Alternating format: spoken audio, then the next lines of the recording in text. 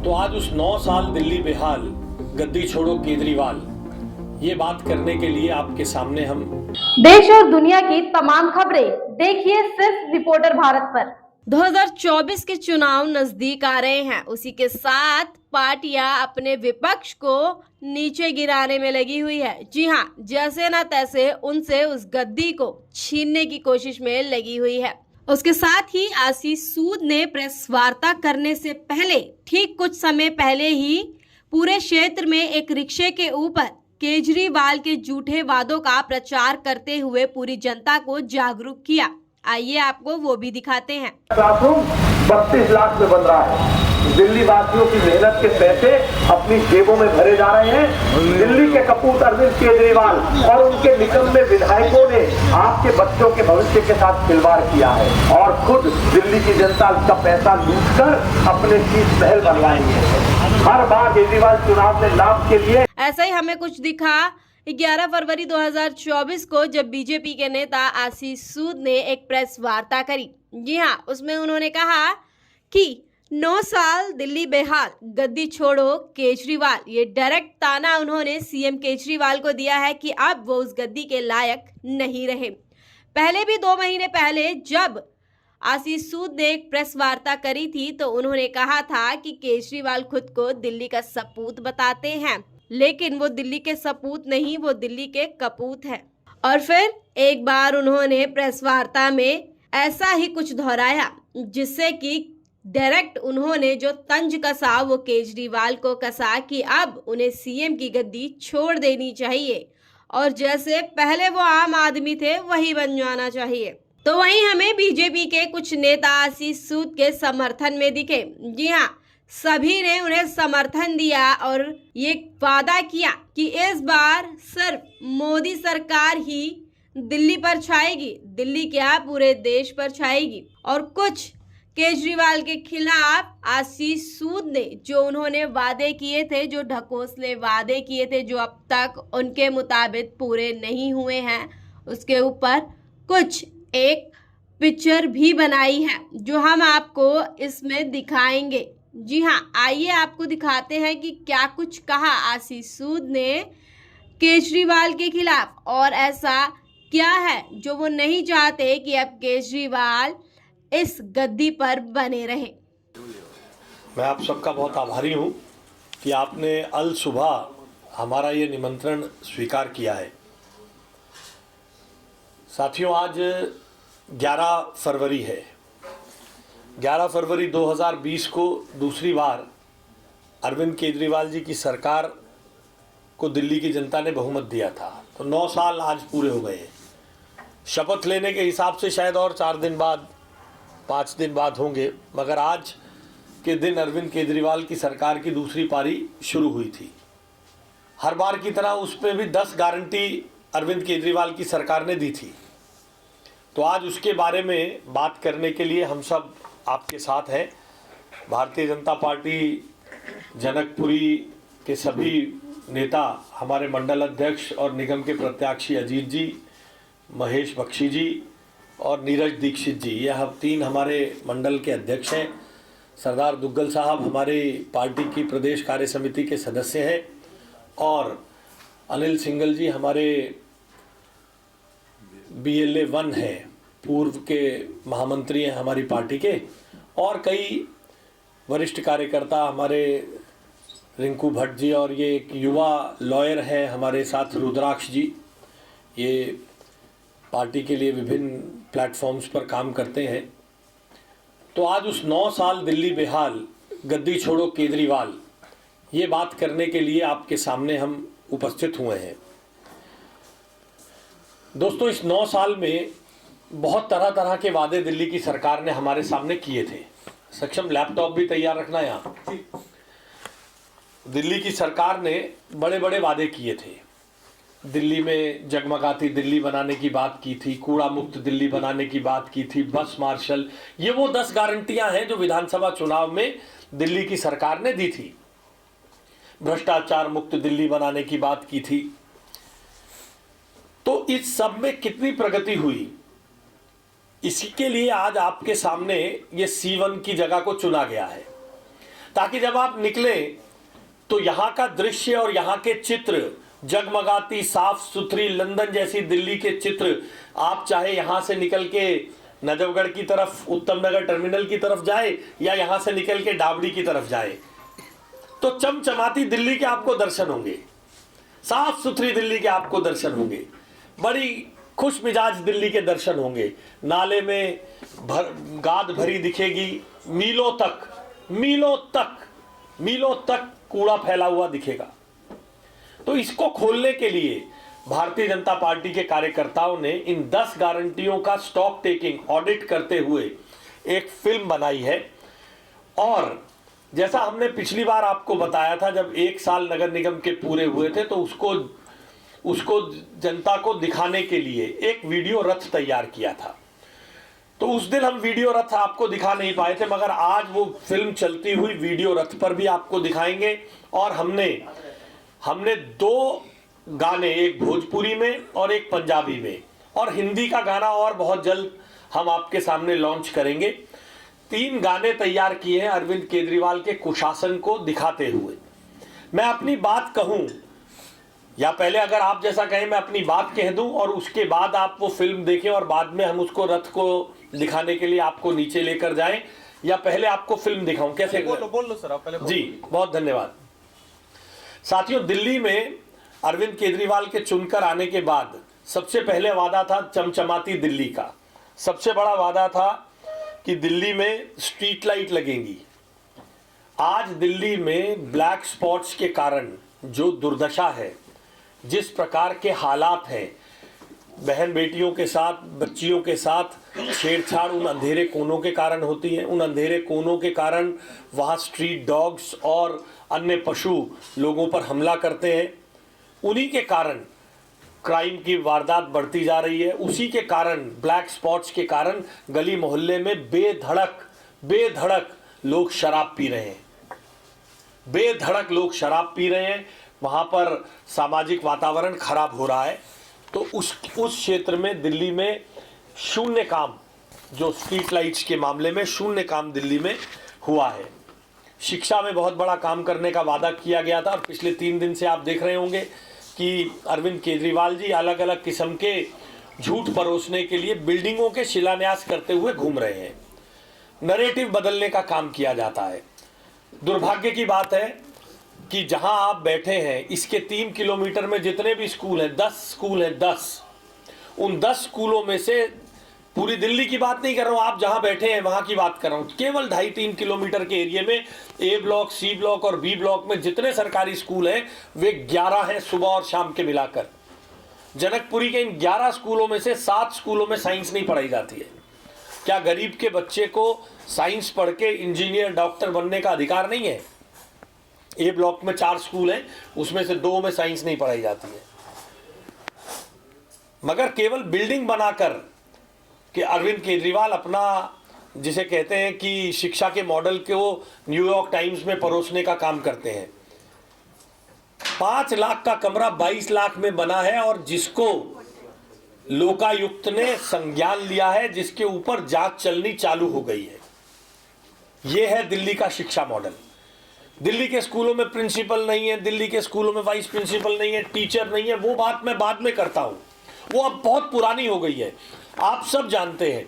मगर एक बात आपको ध्यान दिलाना जरूर समझता हूं, जनकपुरी ही नहीं, शिक्षा मॉडल में ये जानने की जरूरत है, जितनी पुरी नाम से मोहल्ले हैं, कल्याणपुरी, सुल्तानपुरी, मंगोलपुरी, दक्षिणपुरी, उन सब में जितने स्कूल हैं, हमने इस पे बहुत विस्तृत वीडियो पहले भी किया, जितने स्कूल हैं उन स्कूलों में भी 80% स्कूलों में साइंस नहीं पढ़ाई जाती है, जहां के गरीब बच्चे को सपोर्ट की ज्यादा जरूरत है।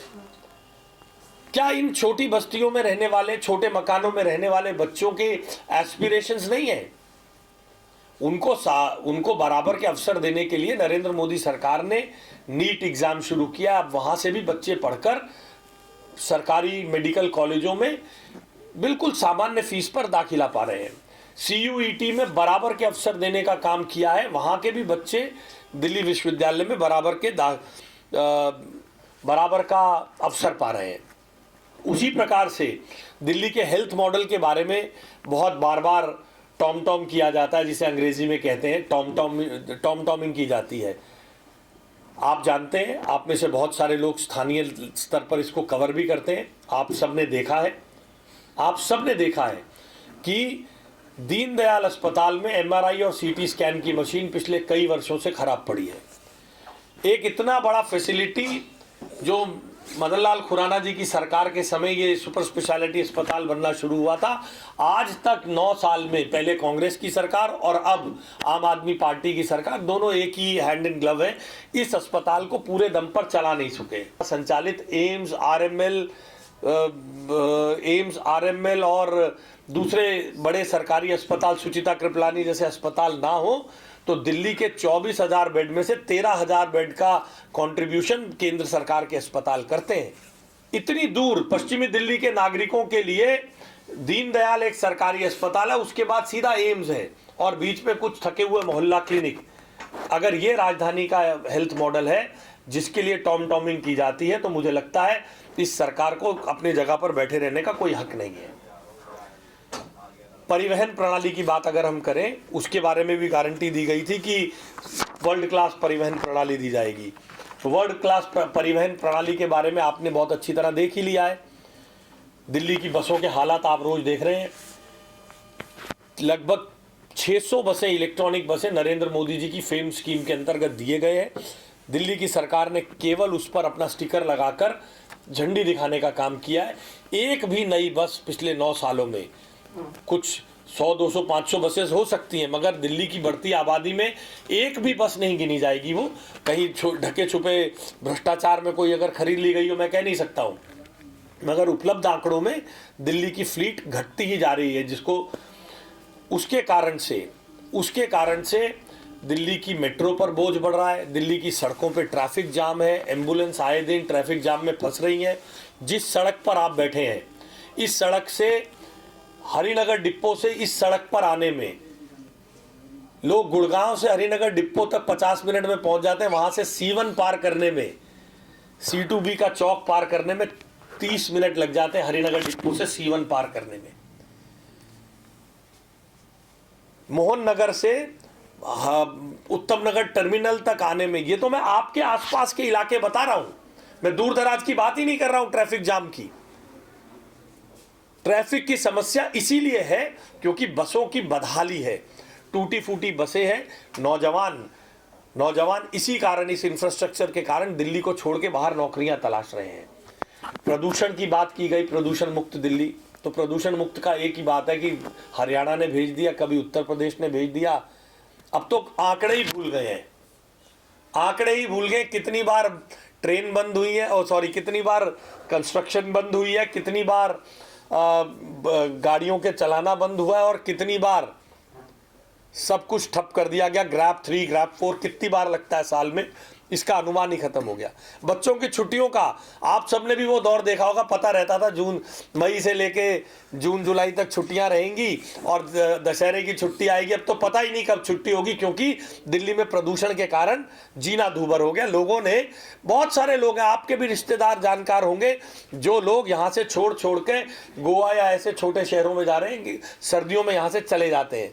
9 साल में भ्रष्टाचार से दिल्ली बिलबिला रही है, कुलबुला रही है। अब दिल्ली में हम सबका दायित्व है, हम इस पूरे पश्चिमी दिल्ली के क्षेत्र में इस रथ के माध्यम से जनता के बीच में इस बात को पहुंचाएंगे कि किस तरीके से दिल्ली में भ्रष्टाचार के और अपने वादों से पीछे करने का काम आज 11 तारीख को ये सरकार दोबारा भारी मतों से जीत कर आई थी। मगर इस 9 साल में और पिछले 4 सालों में इस सरकार ने जनता के साथ केवल और केवल धोखा किया है, जिसके माध्यम से हम अभी वो थोड़ा पिक्चर भी आपको दिखाएंगे और वो गाना भी आपको सुनाने का भी हम प्रयास करेंगे। अभी इसके बाद ज़रा मैं 2 मिनट आपको ये दिखा देता हूँ, उसके बाद आपके कोई प्रश्न होंगे तो मैं उसको यथासंभव उत्तर देने की कोशिश करूँगा। गाना चलाओ भी पहले। आंदोलन के नाम पर, आंदोलन से जन्मी आम आदमी पार्टी आज भ्रष्टाचार, नकारेपन और कल्चर की पर्याय बन के रह गई है। और इसके साथ ही अरविंद केजरीवाल की प्रशासनिक विफलता, ये नीचे आपको बड़ी हमारे जो वीडियो वैन की स्क्रीन है उस पर भी दिखाएंगे। इन्हीं सब कारणों की वजह से केजरीवाल आज दिल्ली के, इसलिए आडवाणी जी पे देखिए, आडवाणी जी तो शीर्ष नेता रहे हैं, हमारे मार्गदर्शक है, हमारे मार्गदर्शक मंडल के सदस्य हैं। सर, बात आ गई चौधरी चरण सिंह की। कहा जा रहा है कि चौधरी चरण सिंह जी को आज इसलिए पूछ रहे हैं कि अजीत को अपनी पार्टी में लाने की बात। देखिए, ये बातें तो और लोगों के पास पहले थी, उनके पास भी बहुत मौके थे। ये किसी बड़े महान व्यक्ति की महानता को छोटा करके आंकने की तुच्छता केवल कांग्रेस और अखिलेश यादव जैसी सरीखी पार्टियां कर सकती हैं। एक महान व्यक्तित्व हैं, हमारे प्रेरक हैं चौधरी चरण सिंह, किसान नेता हैं। उनकी बातों को हमेशा अटल जी ने भी उनके संदर्भ में जो कहा था, आपको पता है ना, चौधरी साहब का डंडा और मेरा झंडा लग जाए। तो हम तो पहले से उनके संदर्भ में उच्च विचार रखते हैं। ये तो प्रक्रिया है। तो जयंत चौधरी जी को आप अपने पास ले रहे हो? देखिए, ये तो पार्टी का पार्लियामेंट्री बोर्ड इस बारे में बात पार्टियां हैं, और आप सब लगभग यहीं पश्चिमी दिल्ली से संबंध रखते हैं। तो देखना, सीइंग इज बिलीविंग। अब आप जब यहाँ से निकलेंगे तो पंखा रोड से या तो इधर जाएंगे या इधर जाएंगे। तो मैंने ये इंगित करने की कोशिश की है कि यहाँ पर किस प्रकार के हालात हैं, ताकि आप हमारी बात को जनता के बीच में ज़्यादा पहुँचा पाएँ। ये गारंटी जो है ये बीजेपी भी तो देती है साहब। बीजेपी भी, आप केंद्र में बैठे हुए हैं, आपकी भी तो तमाम गारंटियां हैं जो चुनाव 2 करोड़ मकान बनाने के लिए कहे थे, 3.5 करोड़ बना चुके हैं।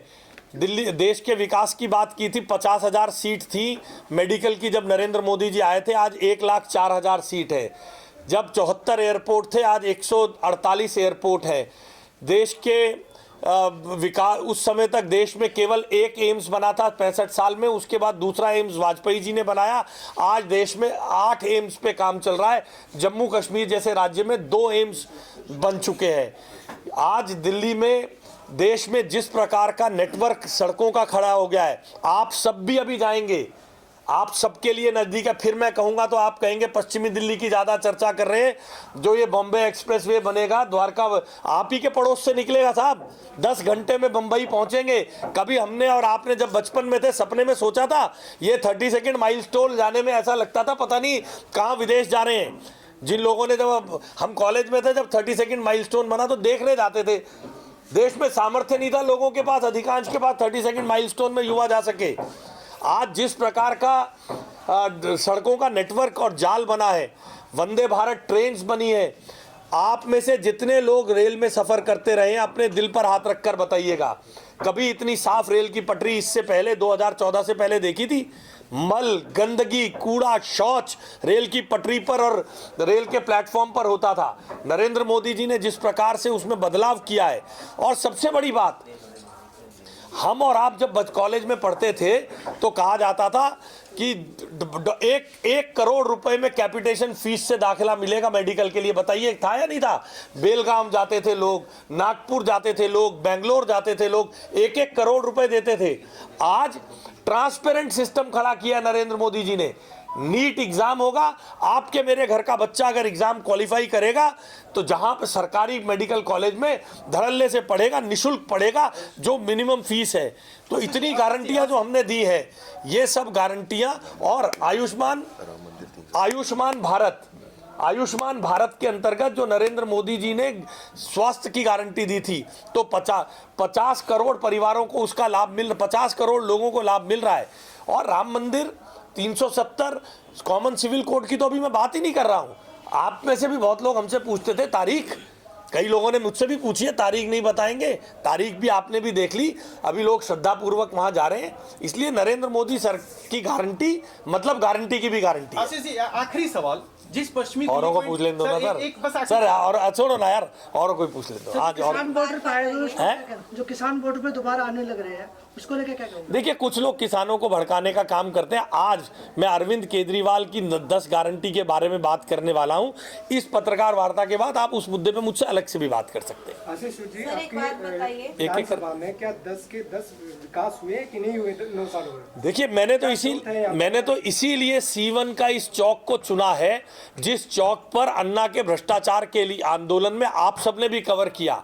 हम भी बैठते थे अन्ना हजारे के भ्रष्टाचार के खिलाफ आंदोलन में, आप और हम भी आते थे। तब भ्रष्टाचार के नाम पर कोई आम आदमी पार्टी नहीं थी। कूड़े के ढेर, पश्चिमी दिल्ली में जहां पहले कहते थे हमें दोनों दे दो, तो यहां तो पहले से ही दोनों थे।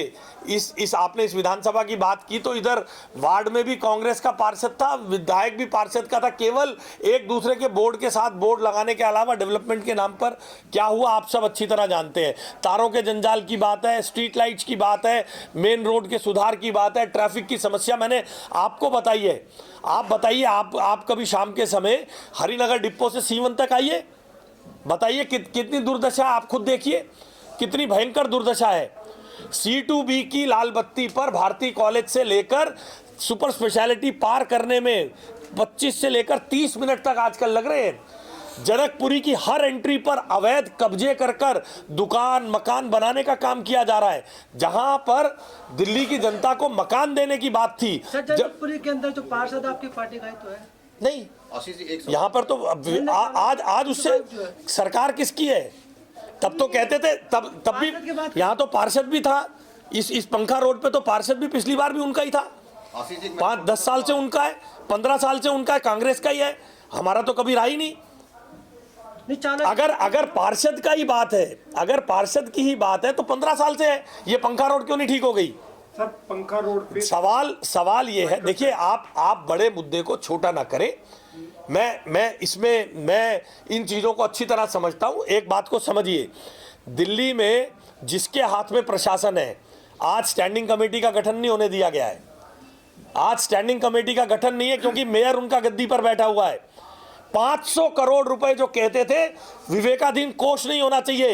एक मेयर, एक वार्ड के 50,000 लोगों के द्वारा चुने हुए व्यक्ति को 500 करोड़ रुपए का विवेकाधीन कोष दिया जा रहा है।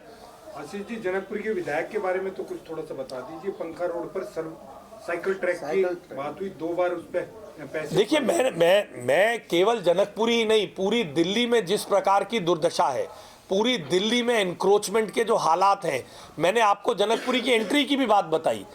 जबरदस्ती अवैध कब्जे कर लोगों को बसाने का काम, अवैध कब्जे करके आप काली माता मंदिर से घुस जाइए, काली माता मंदिर से घुसिए, आपके सामने डेसू की दीवार के साथ साथ कब्जे होने की शुरुआत हो गई है। आप भारती कॉलेज से घुसिए तो जेल की दीवार के साथ साथ आप भूपेंद्र सिंह मार्ग पर चले जाइए, जल बोर्ड के दफ्तर के बाद, इलेक्शन ऑफिस के बाद, आंध्रा स्कूल तक अवैध कब्जे। ये कौन करा रहा है? बस स्टैंडों के हालात देखिए, बस स्टैंडों के ऊपर कब्जे कौन करा रहा है?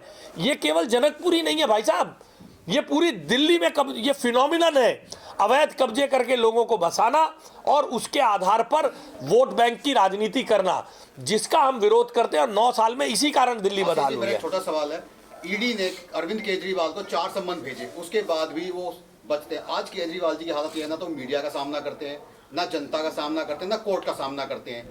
लास्ट में ईडी को कोर्ट जाना पड़ा। अब वो कोर्ट की शरण में, क्या लगता है केजरीवाल जी इसका सामना करेंगे? देखिए, बड़े दुर्भाग्य की बात है कि जो संविधान की शपथ लेते हैं, क्या शपथ पढ़ी जाती है जब कोई मुख्यमंत्री मंत्री शपथ लेता है? मैं संविधान की शपथ लेता हूं कि संविधान की रक्षा करूंगा। तो अगर वो व्यक्ति समन को बार बार राजनीतिक रूप से प्रेरित बताता है तो यही पहले कुत्सित मानसिकता बता देता है। और वो लोग कहते थे समन अवैध है, अवैध थे तो 4 समन के खिलाफ, 5 समन के खिलाफ अरविंद केजरीवाल कोर्ट क्यों नहीं गए? अरविंद केजरीवाल को कोर्ट जाना चाहिए था उन 5 समन के खिलाफ, मगर ईडी गई और कोर्ट ने निर्देश दिया अरविंद केजरीवाल को कि तुम 17 तारीख को पेश हो। यह अपने आप में बताता है कि अरविंद केजरीवाल और आतिशी मरलीना और सौरभ भारद्वाज सरीखे लोगों का ये प्रचार जो है, ये जो दुष्प्रचार है कि ये हमारे को प्रताड़ित किया जा रहा है, गलत है। मेरा एक छोटा आखिरी सवाल है, ईडी कहती है, जब भी बात उठती है कहा जाता है विपक्ष ने सवाल उठाए हैं ईवीएम पे कि ईवीएम में छेड़खानी की जाती है, मगर अगर यही ईवीएम विपक्ष को दूसरे राज्यों में जिताती है और कुछ राज्यों में बीजेपी जीतती है तो सवाल उठाए जाते हैं, जबकि सर आखिरी सवाल मेरा एक ही है, आप इलेक्शन में जो 2024 का जो चुनाव हुआ लोकसभा, उसमें आप ईवीएम को आगे के चुनाव लड़ोगे या राम मंदिर को लेकर चलोगे, अपनी उपलब्धियां आगे रखोगे? नरेंद्र मोदी जी का सर्व स्वीकार्य नेतृत्व, नरेंद्र मोदी जी की उपलब्धियां, 2 करोड़ से ज्यादा, 3 करोड़ तक जो मकान गरीबों को दिए गए हैं, 3 करोड़ से ज्यादा सिलेंडर दिए गए। अगर आपको हमारी वीडियो पसंद आई हो तो हमारी वीडियो को लाइक करें और कमेंट करें। साथ ही ऐसी खबरें देखने के लिए हमारे चैनल को सब्सक्राइब करें। रिपोर्टर भारत की हर अपडेट जानने के लिए बेल आइकन दबाना ना भूलें।